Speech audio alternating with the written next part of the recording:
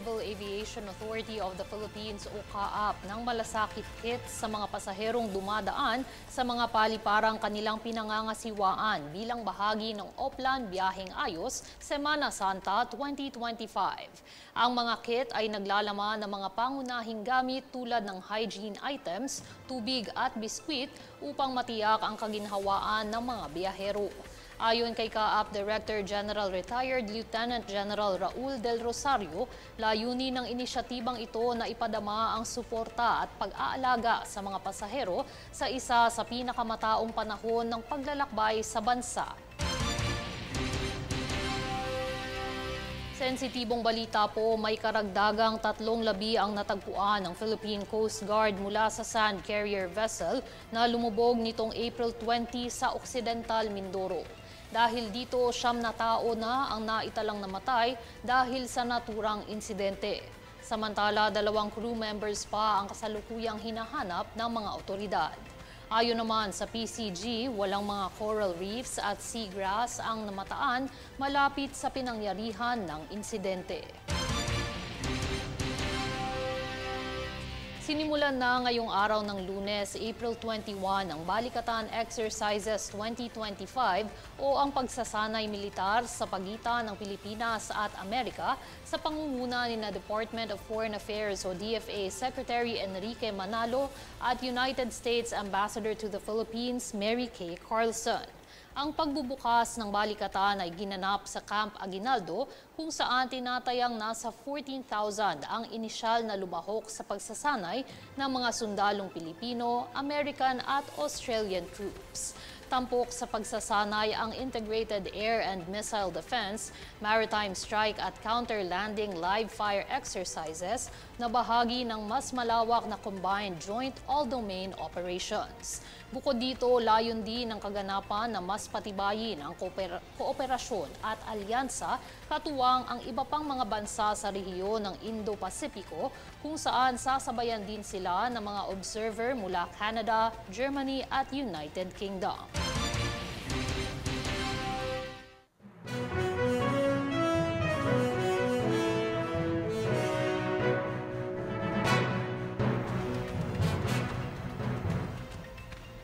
Matapos ang makasaysayang matches ni tennis sensation Alex Ayala sa World Cup Players sa Miami Open, inaabangan ngayon ang posibleng rematch sa pagitan ni Ayala at world number 2 Iga Swiatek.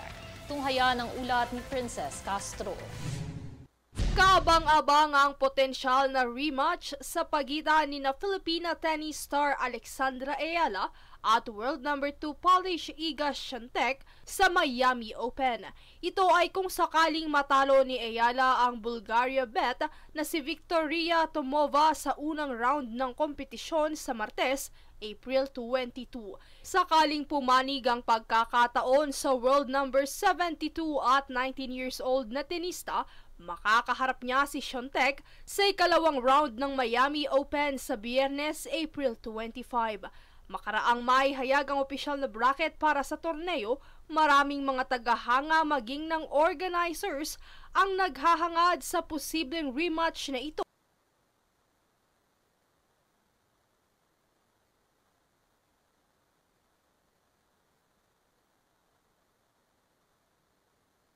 Nina Ayala at Swiatek. Samantala ang Polish tennis star ang defending champion sa Madrid, Rome at Roland Garros meet na may kabuuang 4,000 rank points. Gayunpaman, kahit na matalo ni Swiatek si Ayala, muli pa rin niyang makakaharap si number 24 Jelena Ostapenko para sa ika-4 na round. Sa kabilang banda, matatandaan kamakailang magkakasunod na nadaig ni Ayala sa kanyang kampanya sa WTA 1000 Masters ang top tennis player sa mundo, kabilang na si Swiatek, kung saan ito ang pinakamalaking upset na naitala ng Filipina tennis ace sa kanyang karera na nagpasok rin sa kanya sa top 100 rankings ng WTA. Princess Castro nag-uulat para sa Golden Nation Network.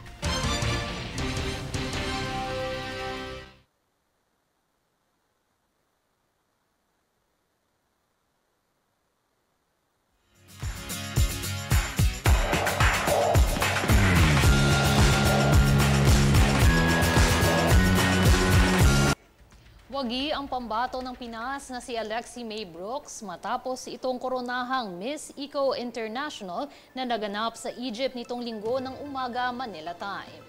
Kabilang din sa naiuwi ng 24-year-old title holder ang Best in National Costume na dinisenyo ni Tata Blas Pinuela na sumisimbolo sa katatagan at lakas ng mga Pilipino.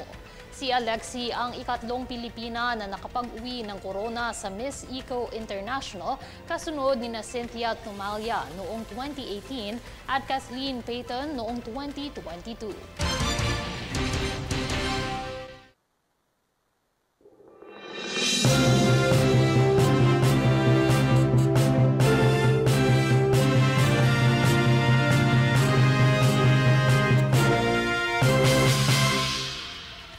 Breaking news, kapapasok lamang po na balita. Pumanaw na si Pope Francis ngayong araw sa edad na 88 taong gulang. Binawian ng buhay ang Santo Papa sa kanyang tirahan sa Vatican's Casa Santa Marta pasado alas 7:35 ng umaga. Huling namataang nagpakita sa publiko ang Santo Papa sa pagsisimula ng Semana Santa nitong nakaraang linggo mula sa pananatili sa ospital dahil sa sakit na pneumonia.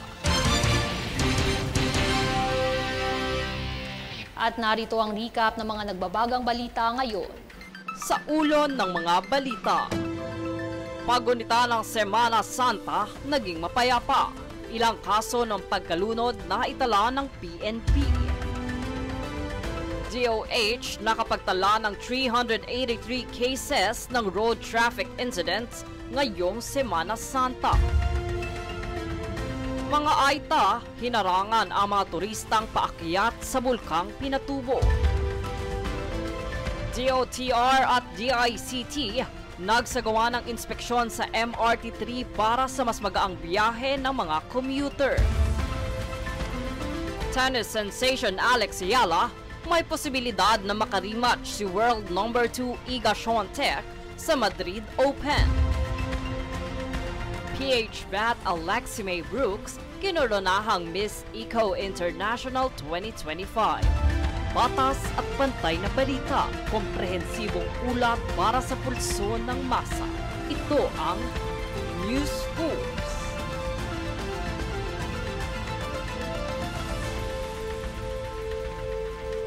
At yan ang pinakamainit na mga balita ngayong araw.